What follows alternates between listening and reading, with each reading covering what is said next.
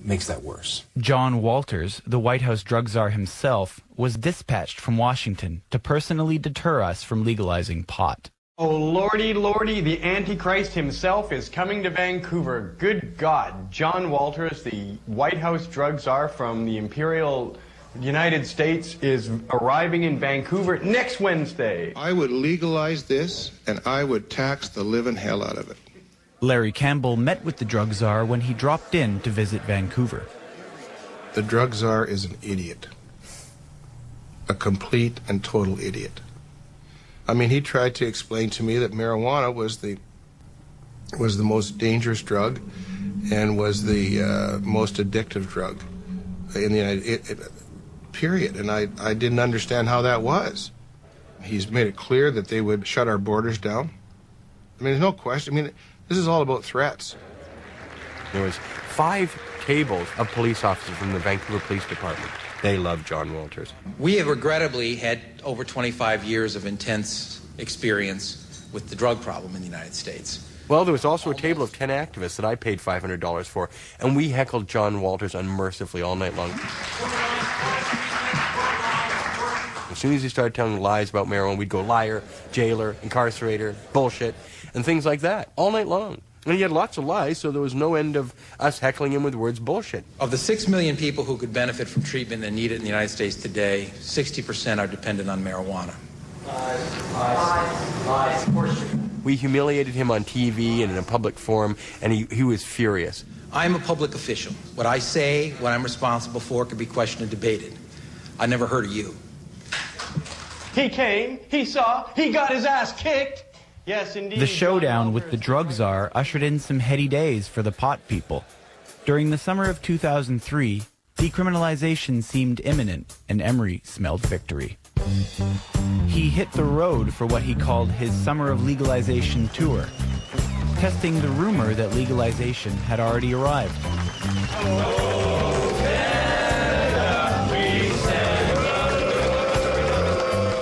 He had mixed results. But as summer faded, it seemed the drug czar had in fact won. Chrétien stopped talking about decriminalization, and the bill later died. There's not a shadow of a doubt in my mind that all of this was coming from some pretty heavy-duty political pressure from the U.S. For 2 more years, it was business as usual for Emery, selling his marijuana seeds, running his shop, and publishing his magazine. That is until July 29th, 2005, when without warning, he was busted.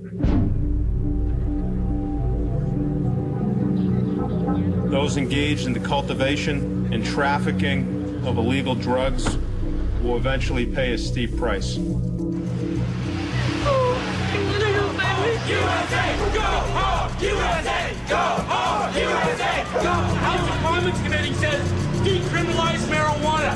It would already be legal if it weren't for threats from America.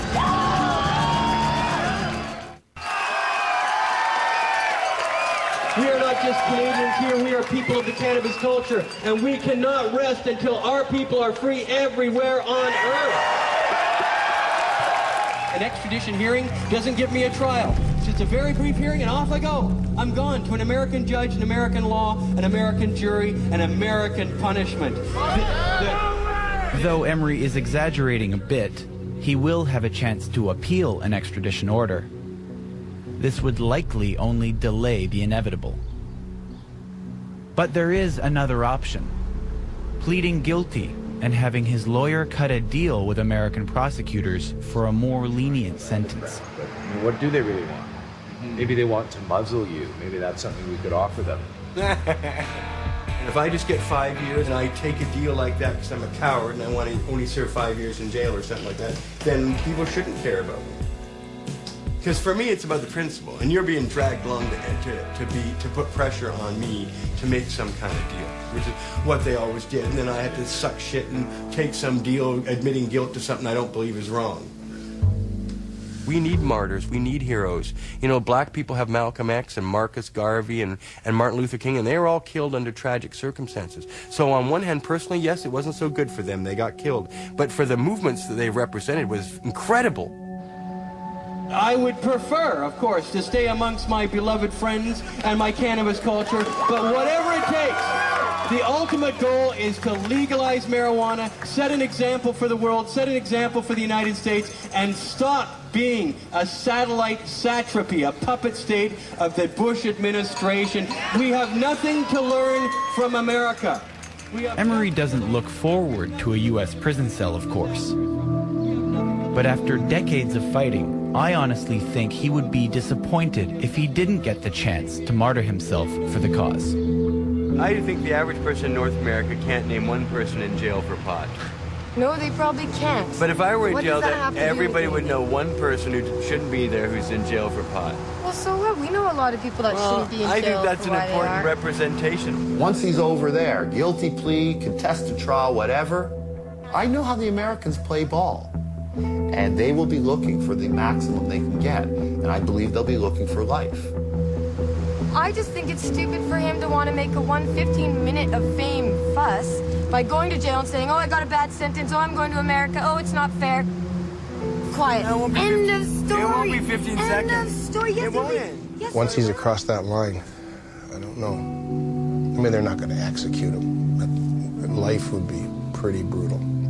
It's not going to accomplish anything by going to the States. Ian Donaldson tells me this. The story is hot for one day. Within a week, it's cooler. Within a year, it's ancient news. The only thing you can do is save yourself so you can keep working to change it so it won't happen again to anyone else. Well, there's a good argument there. They'll bury him so deep, they'll be sending him sunshine in a tin can. It's selfish for you to want to go languish in jail and pout and hope that people get angry enough to change the government's decision, which they won't. It's impossible. Ian told me as much. You're not sure? You don't even know the strategy, Mark. You're being ridiculous. It's nice to know you love me. No, you're being ridiculous. So that's my big plan. If I don't die in jail, I'm going to come back to triumph and they're going to elect me justice minister. And then I'll make pot legal and it'll be like a fairy tale ending.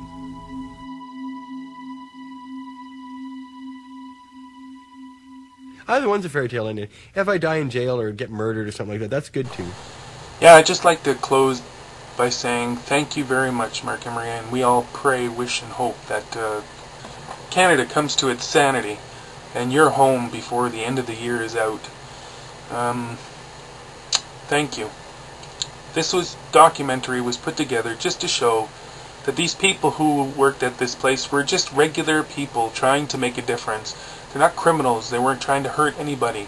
And they've shared a massive knowledge with me that helped me get started on my beliefs.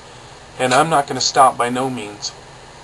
Thank you all at Cannabis Culture and pot.tv.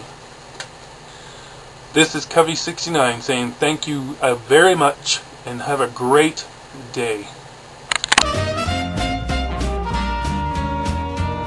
I got the reefer blues. I got the reefer blues. I got the reefer blues. I got the reefer blues.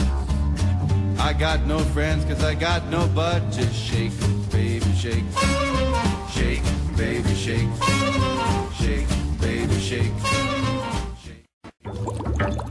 The Prince of Wales is wealth and fame. Great big ears and a big long name. But our Mark Emery takes the spot. The whole world knows he's the Prince of Pot. He's the Prince of Pot. He's the Prince of Pot.